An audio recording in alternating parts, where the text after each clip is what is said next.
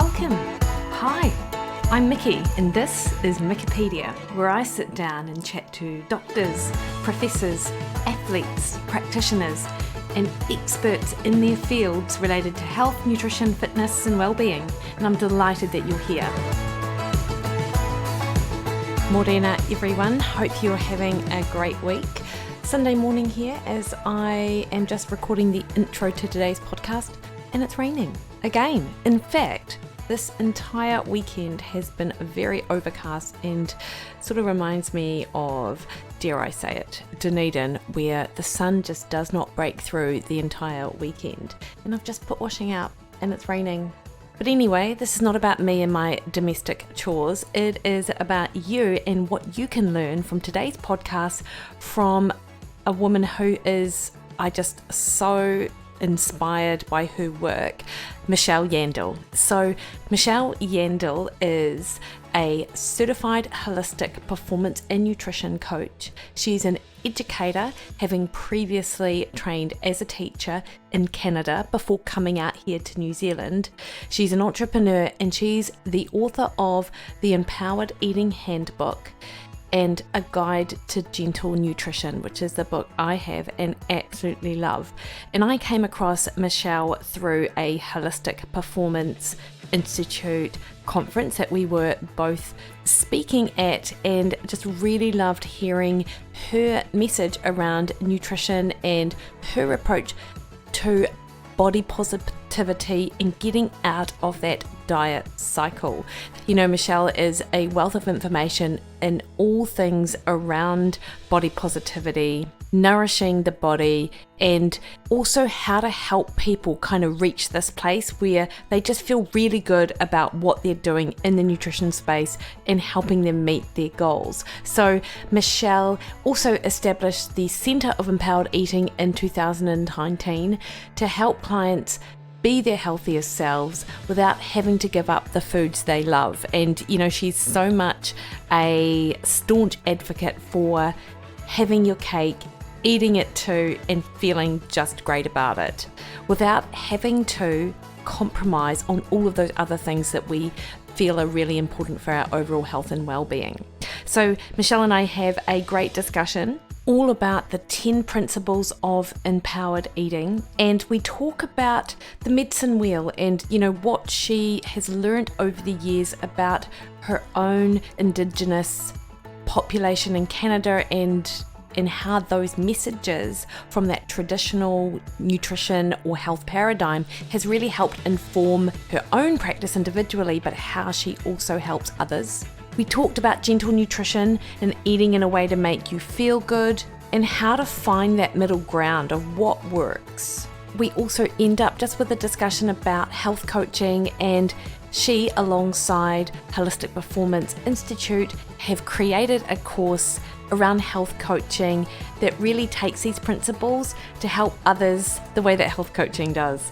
You can find Michelle at michelleyandle.com, and she is all over Instagram as well under Michelle Yandle Nutrition. And I hope that you get as much from this conversation as I did. Enjoy.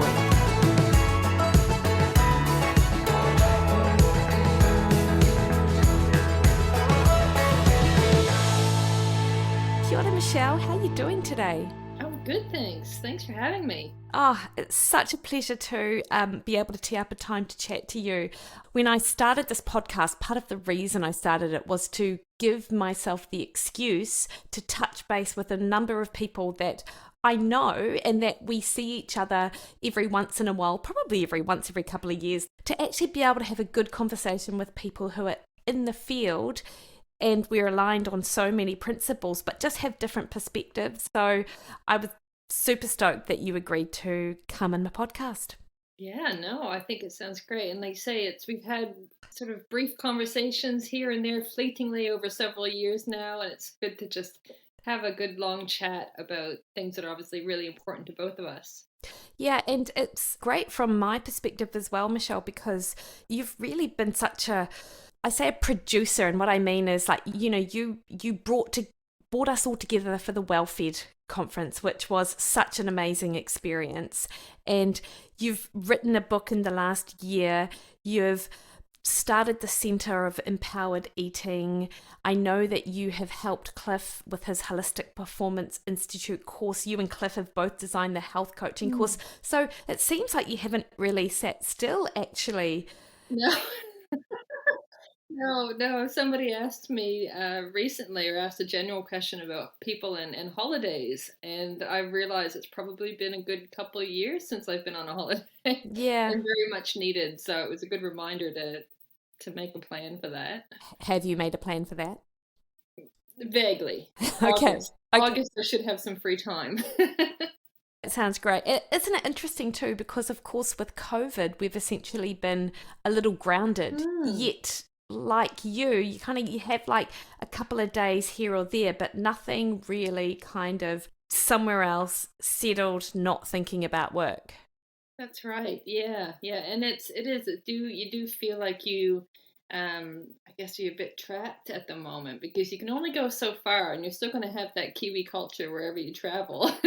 So as far as really getting away, we don't really have that option right now. And I'm not complaining. I mean, we're so lucky here in New Zealand with the lifestyle that we're able to live, considering everything going on.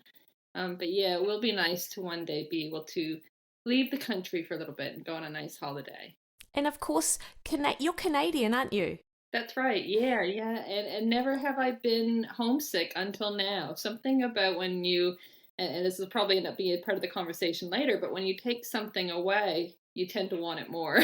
Yeah. And I've never been homesick until the option to go home is basically taken away from me. Yeah, no, I've talked to a number of people about that. And of course, that in my experience with clients I've spoken to, that lack of choice, it's not about food, but it can come back to the food. It can come back to I guess, our coping strategies for feeling that trapped feeling or a little bit isolated and things like that. So, whilst you're right, we'll probably talk about it later on with regards to the actual food environment, it can really change how people interact with other things like the food they eat, the alcohol they drink, things like that too.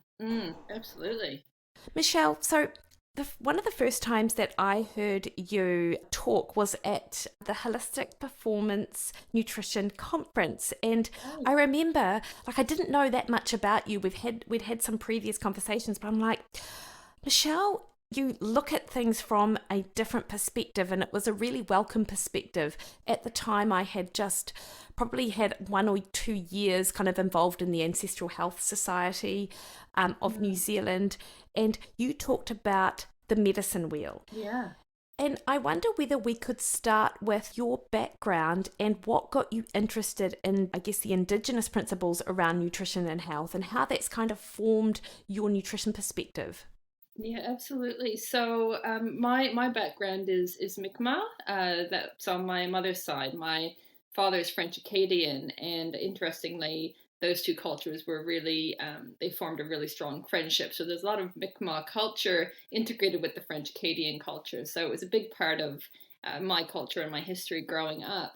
But you go through life and you sort of lose touch with some of these things, and it sort of got pushed aside. And I was going through my own health journey, I guess it would be recently in the scale of things, and just looking at, going back to eating in a way that was similar to my ancestors. And at the time, it was because I was a vegetarian and I was feeling unwell and realizing that maybe I might need to add some meat to my diet. And so I had to really go back and sort of reconnect with my ancestry and sort of looking at how did they eat meat and yet have such a strong connection with nature and animals, and how Mm. did they deal with the guilt and that sort of thing. So that's sort of where it all started, and connecting with a gentleman back home named Bossy Ducharme, who had gone back to his ancestral diet for his health, and that just was the catalyst, I guess, of me starting to look into the idea of what is health according to my ancestors, and how did my ancestors eat and what were their philosophies around food. And that's when I came across the medicine wheel, which was something that I had seen before, but again, sort of life went on and you sort of forgot about it. And then it really, at that time, became very applicable to that other part of the journey for me, which was having a healthier relationship with food. Mm. Because the medicine wheel is essentially, it represents the human person. If you were to visualize it, it would be a circle divided into four equal parts. And the idea of the circle being the individual, and the four parts being those things which make us a healthy, happy human. And so, looking at that medicine wheel, you have body, mind, spirit, and heart. And I realized that a lot of the things that I'd done on my health journey, a lot of things that I was doing for my health were focused predominantly on the body, Mm. neglecting the mind, the spirit, the heart side of things. And so that was really the start of the aha moment, which got me looking to more of how can nourishing those other things help me to have a healthy body and a healthy relationship with food. Mm. So if I just back up a little bit, so you were vegetarian, but then you sort of uncovered the idea that actually meat might well be like part of a, yeah, I know, part of a healthy approach for you.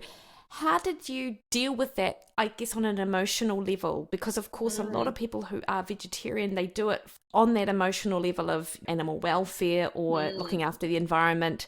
Of course, as we know now, things aren't all as they seem with regards to that picture, but yeah, at that yeah. time, yeah, how did that roll out for you? It took time. I mean, that was the biggest thing for me. I was predominantly a vegetarian, like many people, because I just didn't want to eat animals. Mm, And I didn't want to feel like I was responsible for their death and all of these things. So it was 90% an ethical choice for me. I had started when I was 12 years old. I was a vegetarian for 27 years.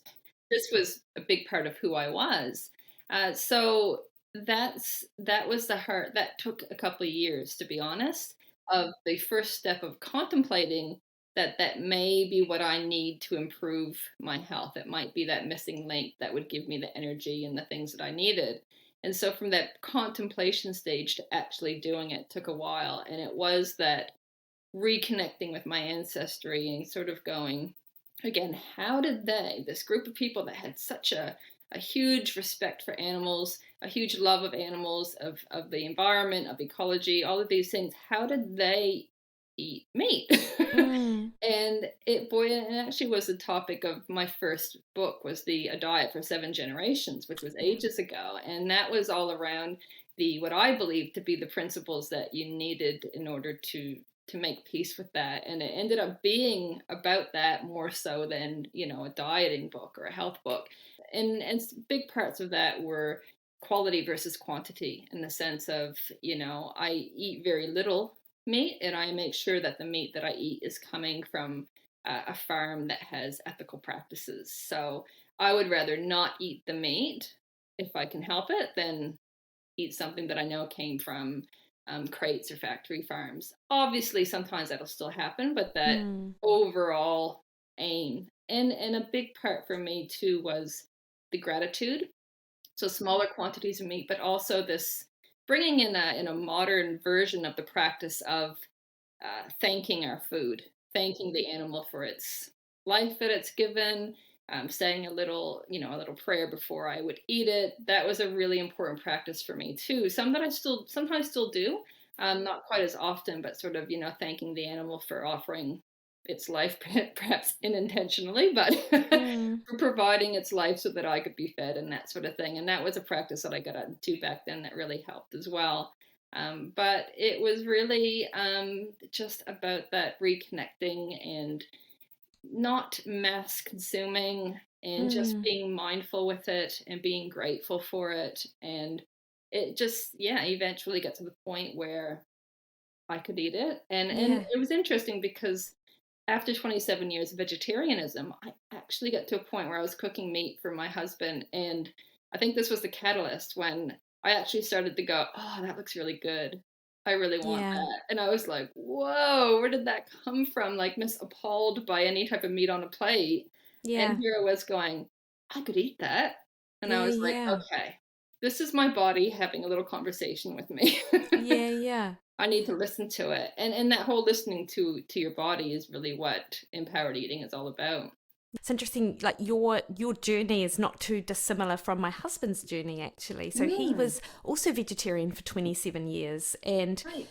he spent that time in, and he would be around meat. He wasn't someone who was I had had that really strong emotional attachment to being a vegetarian. I started that way and then sort of defaulted to vegetarian. And it wasn't until we got together and he started cooking dinner and cooking me meat as part of my dinner that he said that he moved from this not at all phased and not at all interested to, actually, that does look good and that does smell good. Yeah. I believe you used to refer to him as the vegetarian. Yeah, You yeah, do on social that media. is true. And now he is the athlete formerly known as vegetarian, or since married, he's just hubster. So That's right. it's a little less of a mouthful. And I absolutely, obviously, want to talk to you about the empowered eating, but I'm just really interested from a physical perspective. Michelle, Hmm. did you notice a change? For example, one of the reasons you mentioned was that you were unwell, or you didn't feel that you were as well as you could be. Did the physical health change once you started looking at those ancestral principles? Yeah, absolutely. I mean, what I was experiencing at the time was just a real low energy all the time, and from somebody who did have some background in nutrition, I knew the proteins to have. I was ensuring as a vegetarian I was getting those proteins. When I went from vegan, I then started to add in eggs. I was adding Mm. in tofu and legumes and nuts and all of these protein sources, as well as lots of veggies and all of these. So I should have been feeling pretty good. Mm, yeah. And I wasn't. I mean, I think I slept through half my honeymoon. We did a road trip around the South Island, and I just remember every leg of the trip, I'd fall asleep in the van because I was so tired. And when I introduced meat, honestly, within a month, I felt like a different person. Wow. It was like a night and day sort of experience for me. And Mm. I mean, it was after that that I started having confidence to do talks. I wrote my books. That's when I started producing things more. I just felt like I had more brain power. It was a huge difference. Yeah, as I understand it, Michelle, you've got a background in teaching, but also some philosophy papers as well.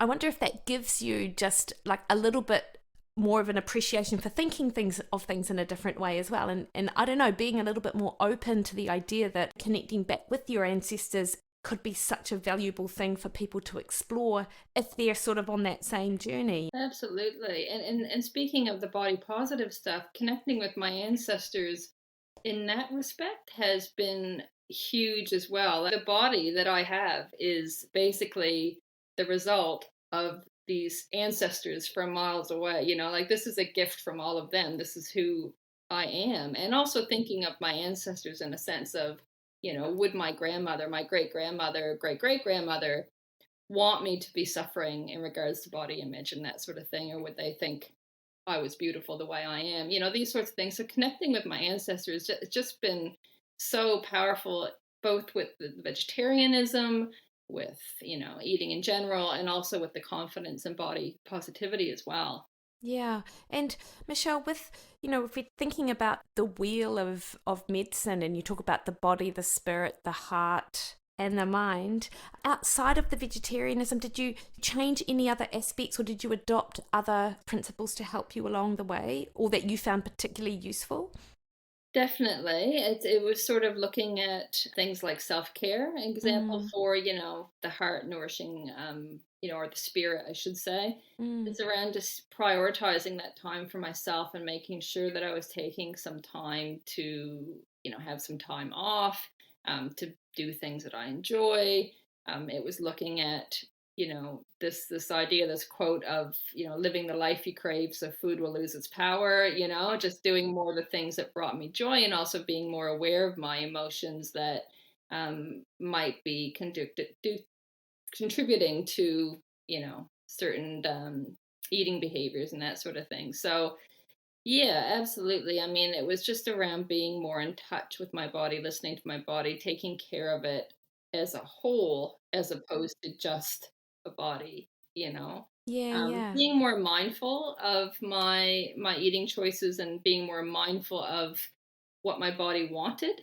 That was a big part of it too. So I mean, I've changed so much, like in the last 5, 10 years, as far as applying these medicine wheel principles to my life. It's had a huge impact for sure. Yeah, and I've also noticed that you've, I guess some of your messaging has changed over the years as well, and I wonder Has if it what? that's, yeah, From the and vegan raw diet to where I am now. yeah, but and also, and maybe this is just true of everyone who's in our field, that the more that we learn and the more that we adopt things which are important to us, and there may be subtle changes to what you do, but if you look at yourself, say 5 years ago compared to where you are now, Oh, a big shift. amazing. I mean, like I said, I was a, at one point eating a raw vegan diet, and that Mm, was probably about 7 years ago. I've been in business for 7 years, which is scary to think about. yeah, But sharing raw vegan recipes, everything was, I was doing vegan potlucks locally, and then that was probably the biggest shift to go from that to suddenly, oh look, I'm eating meat now after 27 years and having to talk about that on my social media, which didn't go so well. I definitely mm, got a lot of hate mail, not so much threatening, but just not very nice things, and yeah, that was probably the first and biggest shift. But yeah, I mean, going from that, and I would say having a pretty unhealthy relationship with the food in general, as opposed to having a really, really unnecessarily strict diet, yeah, to be in a place now where I enjoy all foods in a way that makes me feel good.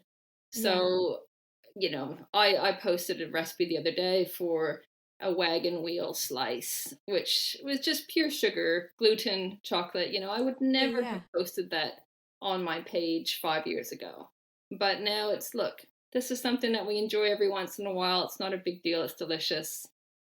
Let's enjoy it. So sharing recipes like that. So there's definitely been, I mean, that's just a small part of it, but to look back, I mean, I do look back every once in a while at my social media from 5, 7 years ago, and it's cringeworthy to say the least, but willing to be wrong. We evolve as we go, and we learn, and we sort of look at who am I trying to serve and how can I serve them better, and that's sort of where things shifted in lots of ways. I mean, I have my own changes, but also wanting to help my clients change, and so looking at new strategies to help that happen.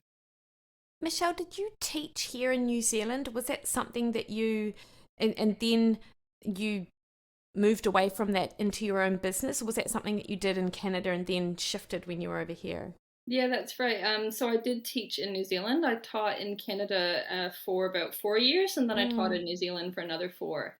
So I was teaching actually just down the road here in Waitara, and then was just got to a point where the stress was too much. yeah. It's quite a different experience teaching in New Zealand, and I could probably do another whole podcast about that. But the stress was severe for me, Mm, mm, and I just got to a point where I thought, knowing what I know about health, I can't sustain this for another 25 years, or I'm going to yeah. have a heart attack, or I'm going to be so stressed out that I'll won't be able to work. So realizing, what were the things that I loved, and it was always around nutrition, it was always around health and just helping people to feel really good.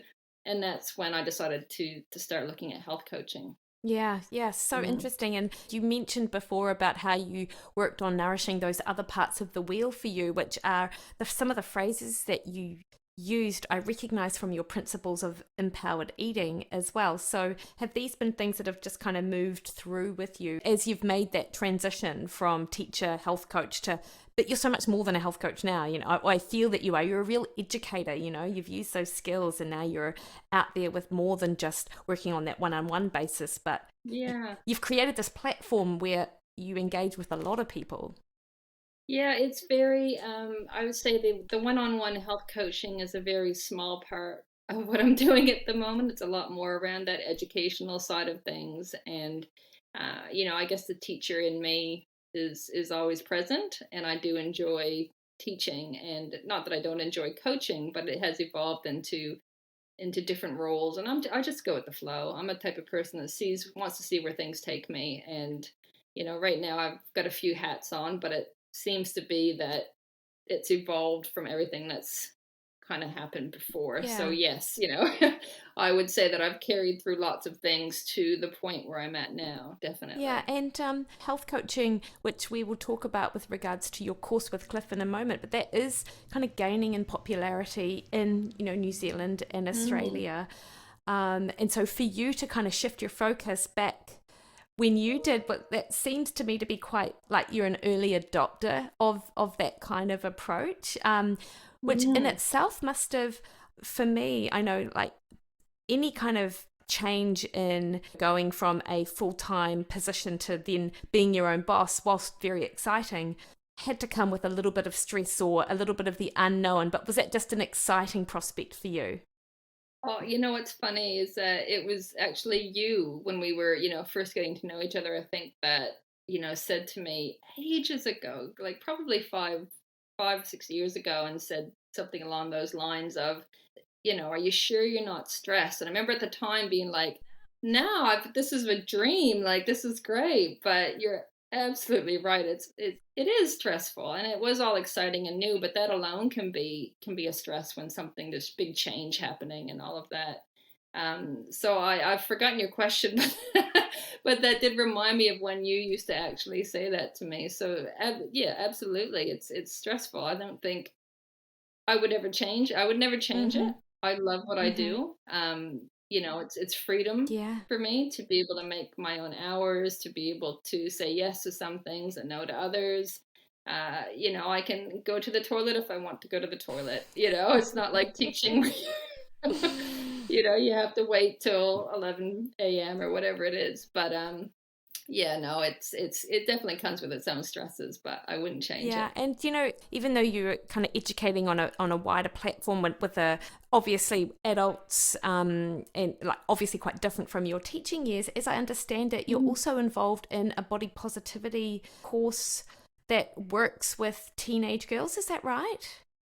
Yeah, I'm training at the Yeah. moment, to with the goal of hopefully being able to provide something. I saw a quote not long ago about, eventually you get tired of pulling people out of the river and you want to find out what's causing the fall in the first Mm, place.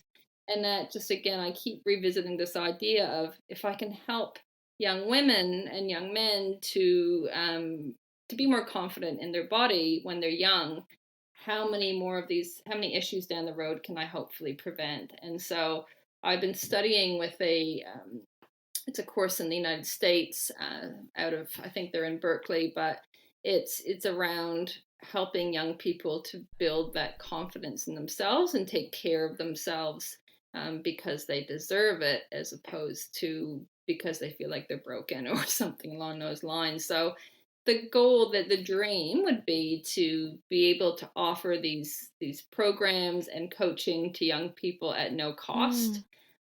That would be the ultimate goal, would be to either be in schools or have an after school program that's, funded by something that would enable me to be able to do that for free. I would never want to really charge for something like yeah, that, yeah. but it would just, yeah, it'd be amazing. I mean, it would be basically, I feel like that would be the destination, the temporary destination, that is a result of everything that I've experienced in my life and everything I've taught and everything I've Mm. done, would bring me to helping young people to, yeah, to basically, be more confident in themselves early That would on. be amazing. And, and as part of your learning, have you uncovered anything which has surprised you or that you were unfamiliar with, or has it been more of a confirmation of what you suspected with regards to that Um, space?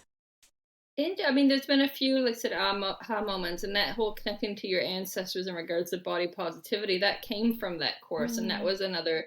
That was, again, it was reconfirming things that I already knew, but putting another spin on it. And interestingly, they talked about the four cornerstones of health hmm. and the body, mind, spirit, heart, and this whole medicine wheel approach. And I was like, well, there we Yeah. go, and I get goosebumpy thinking about it, because I was just like, this is where I'm heading. This has led me to this point here, when it's all falling into place, and it's all basically stuff that I've been teaching and that I've been preparing for and learning, and the whole intuitive eating, the health at every size, everything is being incorporated into this facilitator training that I've been taking. So I think for a lot of people it would be very novel and very different. But for me, it was sort of coming home and putting it all Yeah, together yeah. after everything that I've learned. So it's yeah, it's pretty That exciting. sounds super exciting and, really lovely for you. I imagine that you're learning about this now, yet, and concurrently, you've got your empowered eating course, which obviously it's not designed for, or I don't think it is designed for younger people, but you are addressing some of the issues, albeit a little bit further down the road for some people. So, can you talk us through, Michelle, your empowered eating course and the principles around it? Yeah, so I talked about the pulling people out of the river. Yeah.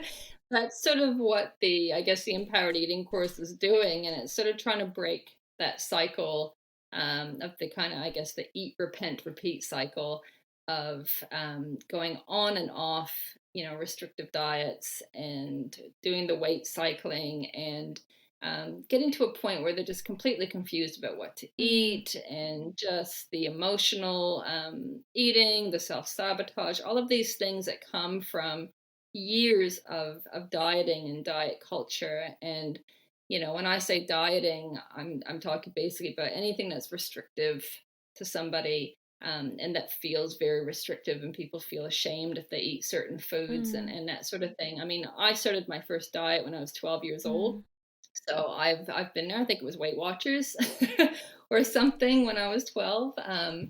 And the women that are coming to see me to do the empowered eating course, and I say women because it's been 99.9% mm, women um, that are coming to see me have been on and off diets their whole life, and they're at that point where enough is enough.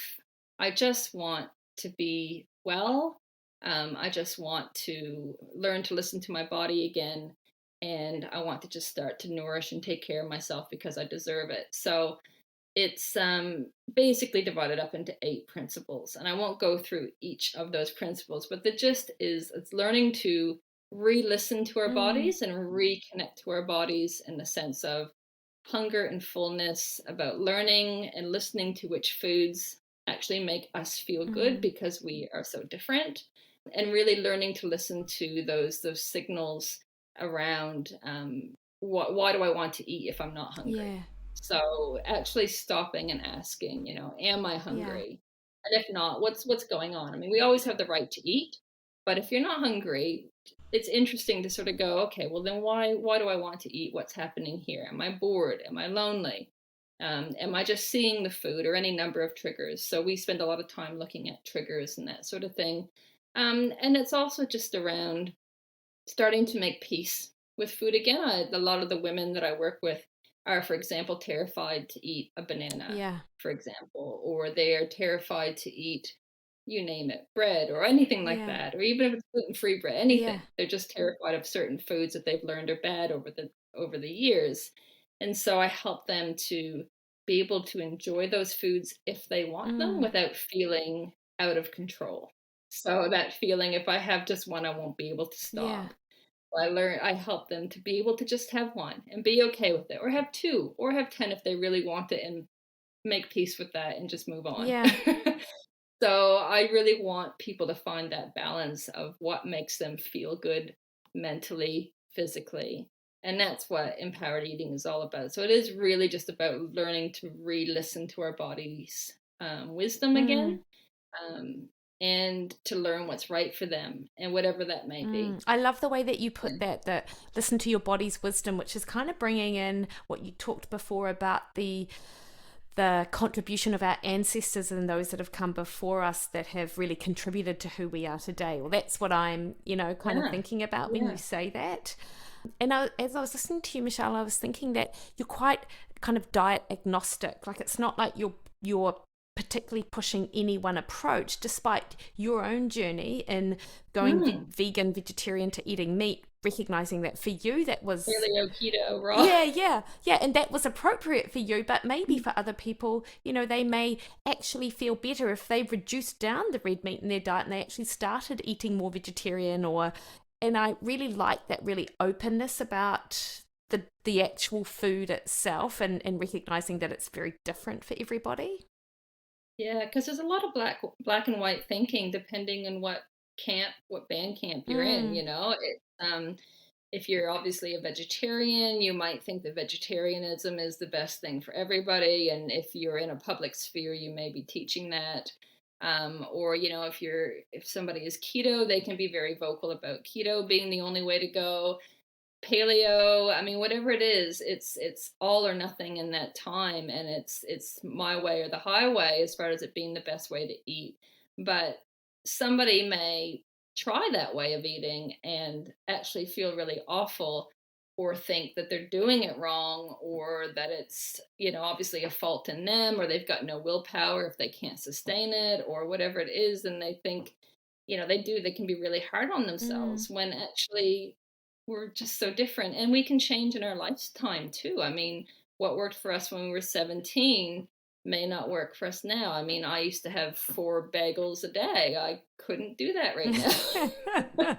When I was in uni, it just doesn't work now. So we change over our lives, mm, and we're also so different from each other, and that's why it's so important to be able to reconnect with our body and know our own truth and stand by that, mm, as opposed to letting somebody mm. else.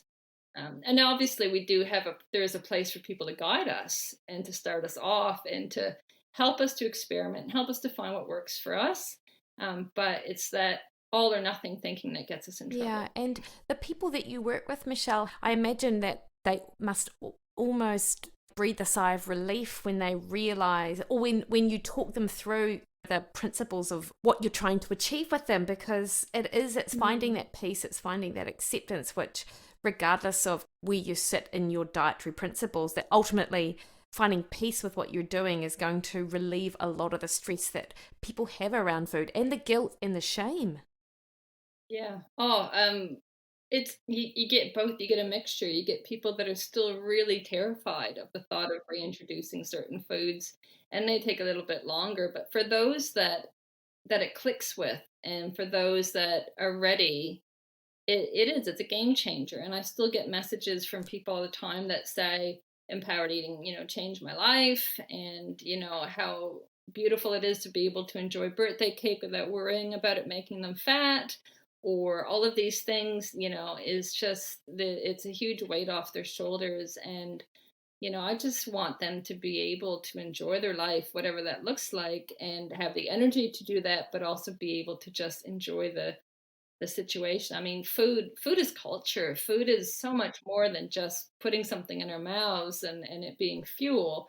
It is such a way to share cultures with each other, to make connections with each other, and to have, whether it be fish and chip on Friday with your family or whatever it is, these are all experiences. And I think when we become a bit too black and white, it can forego these experiences. I mean, my favorite memories as a child was baking with my mother, and making cookies and making bread and all of these things. And I just, I do feel bad, for people that don't get to experience that because of fear, or around certain foods, or strict diets that are only working temporarily. So yeah, it is. It can be really liberating for people, and it can be really scary for people at the same time. And eventually they all get to the same place, but it's a journey Yeah. for Yeah, sure. and actually, so a couple of things which I was thinking about when you were talking was one, what I really noticed about what you've written in around nutrition is that you've really held on to the concept that there is a place for food to bring joy, you know? So I feel like if I'm Mm, looking at other approaches in and around this, it's almost detaching the emotion from the food, because the emotional baggage that comes with eating and with using food as a crux and using it as a stress relief, that often mm, the approach is to kind of separate the two. But so much of our culture, as you say, and so much you get so much pleasure from food, that I'm so mm, pleased to hear that the way that you approach it with your clients is to kind of honor that. And it's always about pleasure. It really is, and that's a key word, really, in the sense that if you use the example of you overeating, or somebody just feeling out of control around food, or they overate, or whatever it may be. Honestly, that doesn't feel good. So we focus on the pleasure. How can I enjoy this experience of Yeah. eating? we end up eating less, or we end up, because we know we can have it again Yeah. later, if we really want it, but you're not getting to that point of scarcity mindset where you feel like you've got to overconsume and then you feel gross, and then that cycle continues. But if we make it always about pleasure and always about feeling good and enjoying life and enjoy these things, then food does start to lose that power. Yeah, that's great. And of course, we kicked off our conversation talking about being stranded in New Zealand, which I know it's not stranded, but because of COVID and the idea that now that you can't travel, that choice is taken away from you. Now you really Mm. want it. And what you're just describing there is exactly what happens when we place too much restriction on the food that we eat. Totally. I mean, when I think of binge eating or overeating at night, or just feeling addicted to foods, or feeling out of control around foods, or eating emotionally, like really, emotionally charged overeating, it always is around food that's been labeled as bad for that person, or restricted, or, they often will not binge, for lack of a better word, on broccoli or whatever. I mean, I could hear people argue, I could eat tons of broccoli, but it's not the same. Yeah. I'm talking about this emotionally driven overeating that's followed by guilt and Yeah. shame. It's never those foods that are labeled as, healthy. They're the foods that we're told are bad for whatever reason, and they get put on this pedestal. We keep them at arm's length, and suddenly we get a taste, and it's all over. Yeah. Yeah. Yeah. And then that cycle continues again. Whereas we can start to go, I can have it if I want it, but do I actually want it? That just changes the whole mindset. I mean, one thing I've learned too is that some of these foods that I've put on a pedestal, since allowing them all back into my diet, I've realized that there's a heck of a lot of them that I don't actually even Yeah. like. Interesting. Like a Cadbury cream egg was like the big thing for so long, and I couldn't even fathom having one for so long because they were so whatever, quote unquote, bad. And then I actually have one, and it's like, I'm okay with this, but actually, this doesn't taste all that great as I remember.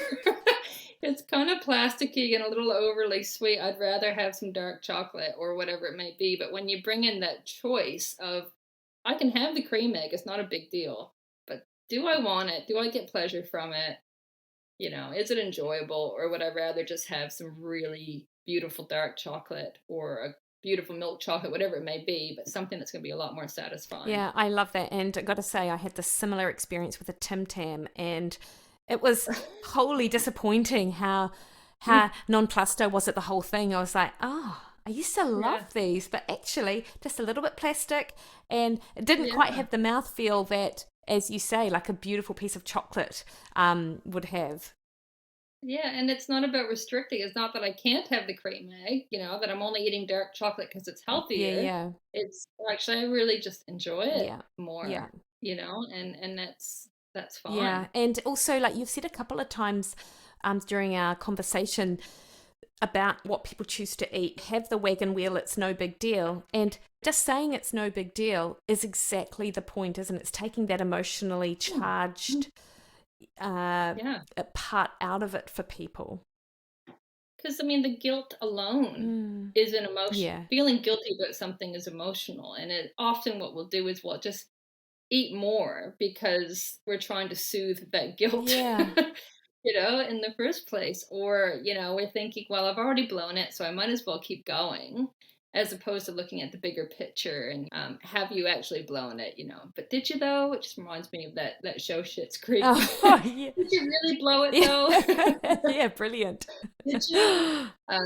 But yeah, it's that mindset of that strict thinking around good, bad, and I'm good or I'm bad because I ate that food.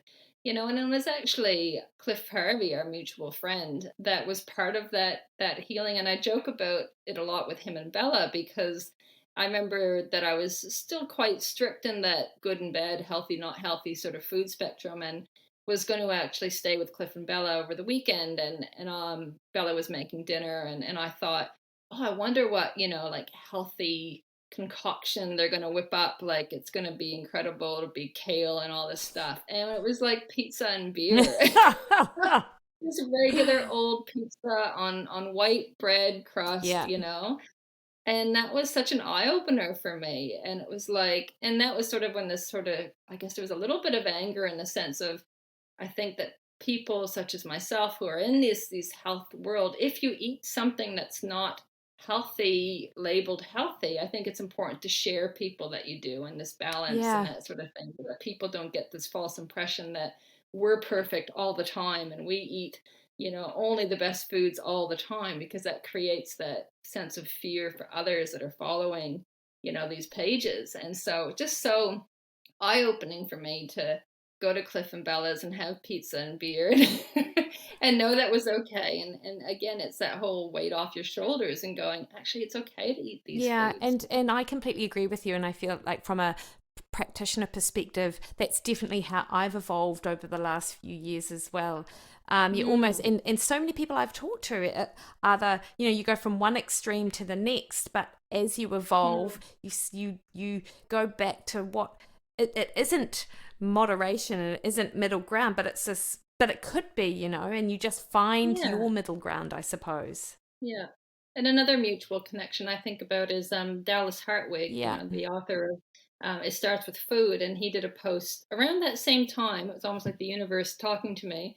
It was a picture of him eating an ice cream. Mm. And, having read the book, that what created for me was a very black and white thinking. It was great. But to see him enjoying an ice cream was another part of, actually, you know what, that's okay. If I want an ice cream, I can have an ice cream. And I start to see that more and more, and even people getting more into that intuitive eating side of things, and that all foods fit. And I think even that, what would be the right word, but it starts with food, that whole series. I think they've got another book out about making peace with food. Yeah. So it seems to be something that we're collectively evolving towards. And there's a big misconception that this just means I just eat whatever I want all the time. And yes, it does mean that, but that doesn't mean that you're going to want to eat chips and ice cream all the time. That's I it. guarantee you'll get tired of it Yeah, eventually. completely. Because it comes back to that whole nourishing, right? Yeah, and listening to our Yeah, and bodies. listening to our body, absolutely. And you're right, your body is not going to be crying out for fish and chips and ice cream every single day of the week. No, I mean, if it was, fine, but I guarantee it won't Yeah. be. I've talked to a lot of people actually who have gone from either vegetarian or very low fat diets to then having a much more liberal approach. And like I have one friend, and for like 2 weeks, or probably longer actually than 2 weeks, but she was just obsessed with getting as much saturated fat as possible. That was what her body craved. And then she Mm. realized a few weeks after that she was no longer in that space, but she didn't try to limit the amount that she had at the time that she was really craving it. So your body does tell you what it needs. If I don't have vegetables, I'm traveling or whatever it may be, my body's loud and clear. It really just wants some Yeah, veggies. Yeah.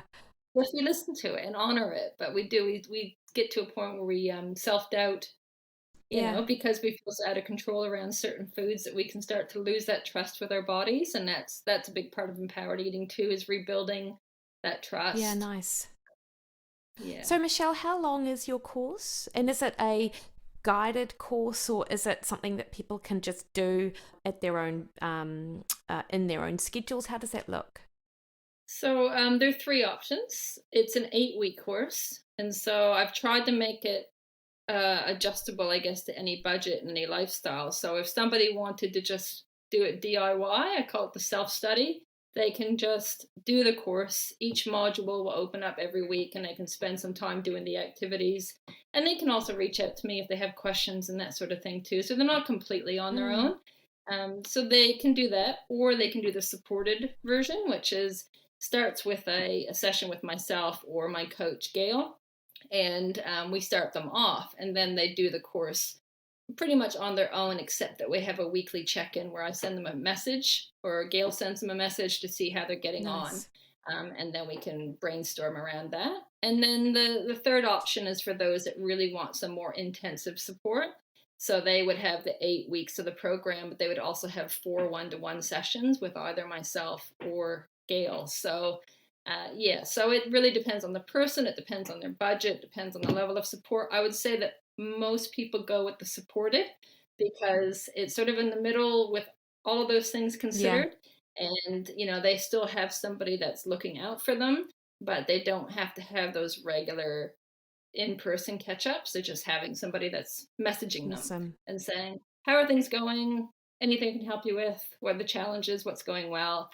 We can have those conversations. So it's in the middle budget-wise, and it's in the middle support-wise for busy people as well. So I'd say most people do choose that option. That's awesome. And of course, that is, I imagine it's much more focused, obviously, around nutrition and food.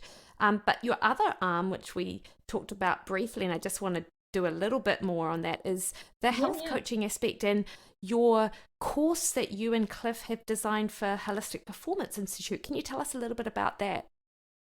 Yeah, absolutely. So, I guess it's another one of those things, who would have thought 8 years ago that I would be teaching health coaches. So after, a few years of being a health coach and working with health coaches, and starting to teach health coaches through another contract, another partner that I work with.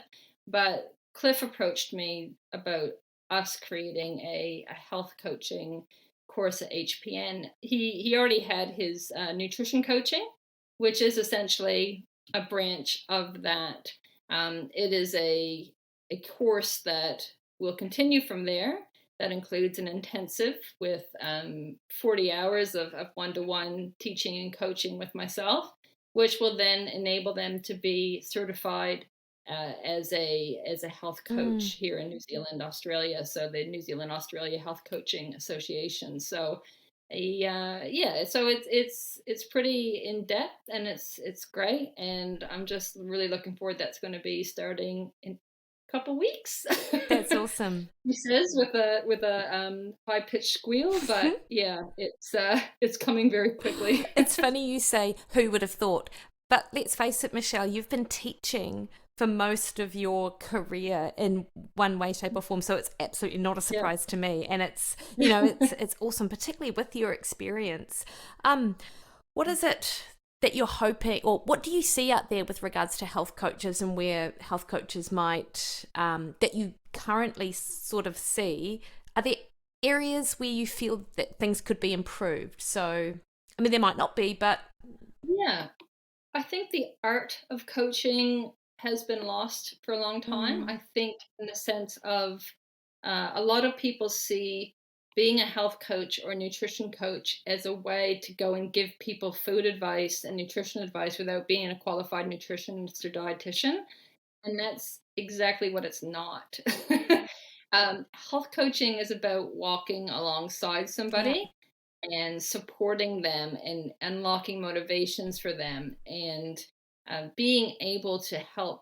For example, somebody were to go see you, Mikki, a health coach could support your patient in implementing the things that you've asked them to yeah, do. So somebody that can help them to brainstorm, to find their whys, their motivations, all of these things, and really just help it to be a lifetime change. So health coaching is a complement, I think, to those in the health industry, in a sense of whether you're a dietitian or a doctor or a nutritionist or whatever it may be, that there's somebody that can take your patient and hold their hand and get into those deep conversations with them about their whys and where they want to go and how we're going to get there. So that is the art of health coaching. It's not advice giving. It's about unlocking the internal wisdom again yeah, that person already has. I mean, most people know what they need to do to be yeah, healthier, but they're just not doing yeah, it for whatever reason. And that's to me where a health coach comes in, as somebody that can has a basic understanding of health and nutrition, but is mainly there to support and lead them towards making their own conclusions and their own steps and goals around that. I mean, I'm sure you'd agree that a huge majority of the population, if they could just start by eating more veggies, they'd be three-quarters of the way there. absolutely. In fact, I came across something by a man called James Breeze, and I wrote about him in my weekly email this week, as he's got the three. It's a 7 by 3, and it's if people could just drink 7 glasses of water, aim for 7 hours sleep a night, and get 7,000 steps, that those small habit changes, which I'm sure you'll recognize are probably slightly below what the societal norms are. You know, it's not 8 glasses, it's 7. You know, it's not 8 hours sleep, it's 7. You know, it's not 10,000 steps, it's 7. You know, might be more achievable, and they may be the catalyst for further changes. Yeah. Like, Small yeah, steps. absolutely. People go too hard too fast, and it's not sustainable. It's those small steps along the way, and mastering them, and growing from Yeah, them.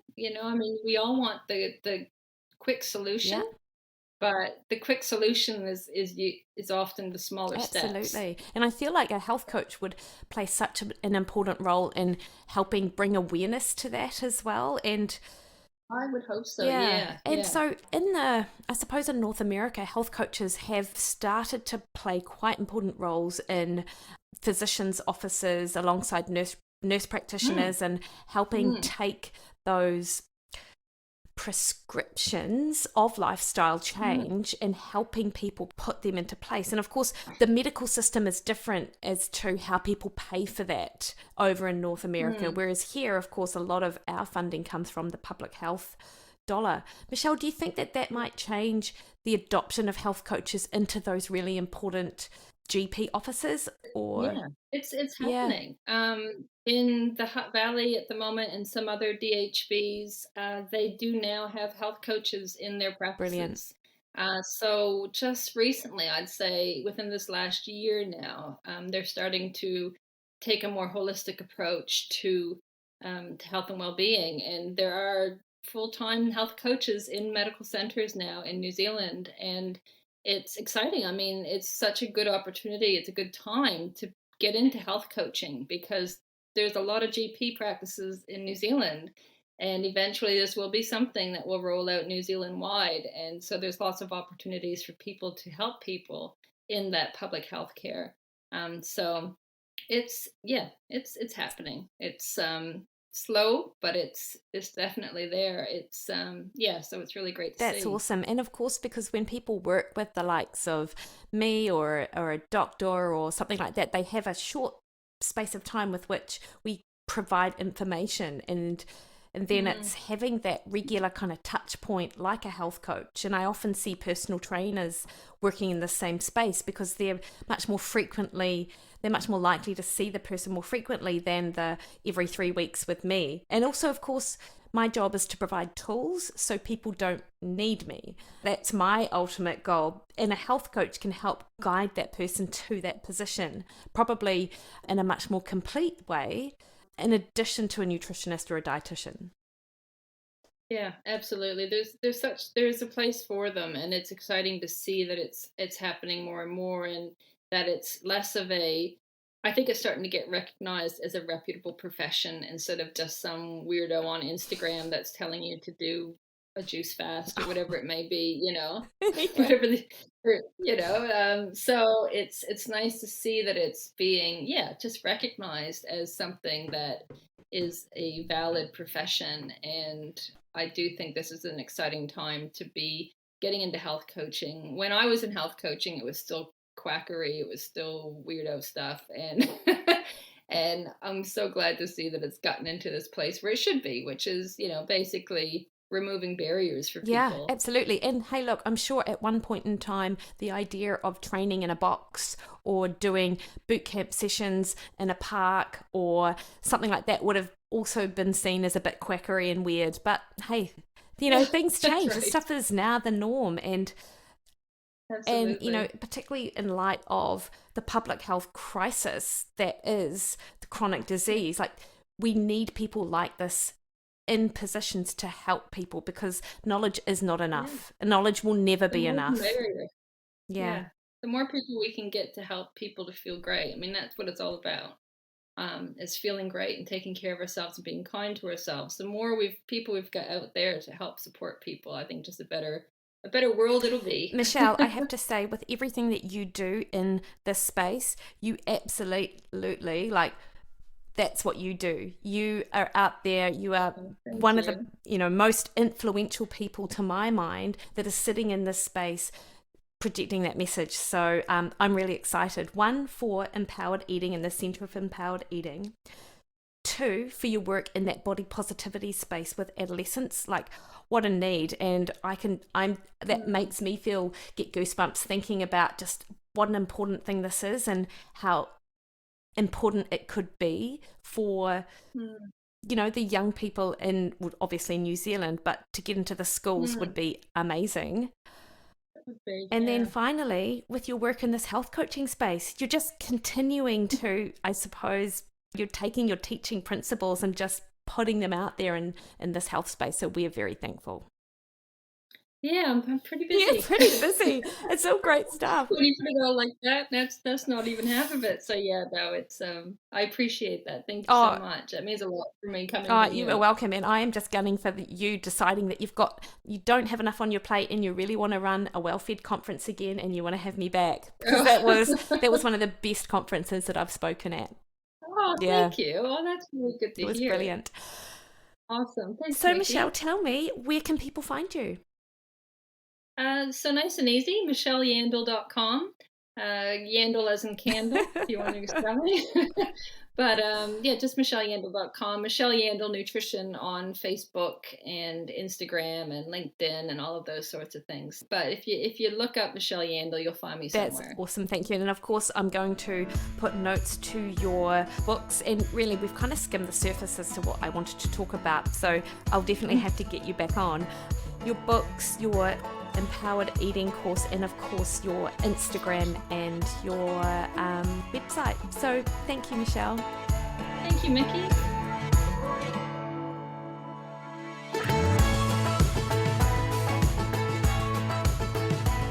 All right, team. So if you are interested in going that next step in terms of learning more about health coaching, absolutely check out Holistic Performance Institute health coaching course, and we will put a link to that in the show notes. In addition, if you're interested in working with Michelle or any one of her team on Empowered Eating course, then absolutely head to michelleyandle.com. I can highly recommend her. And I'm really looking forward to seeing her in person again and chatting all things nutrition. Next week, I have on the show my mate Cliff. You've heard him a few times. You already know who Cliff is. And Dan Plews from Endure IQ. He is the creator of LDT 101. He is a Kona Ironman age group champion 2018, and he is exercise physiologist to the stars, or at least Team New Zealand. And we probably talk about none of that because we just sit down, have a yarn about continuous glucose monitors, keto approach, how our approach have changed over time. And really, it was just a great conversation that I had with two of the brainiest people I know. So any geeks around amongst us will enjoy that conversation.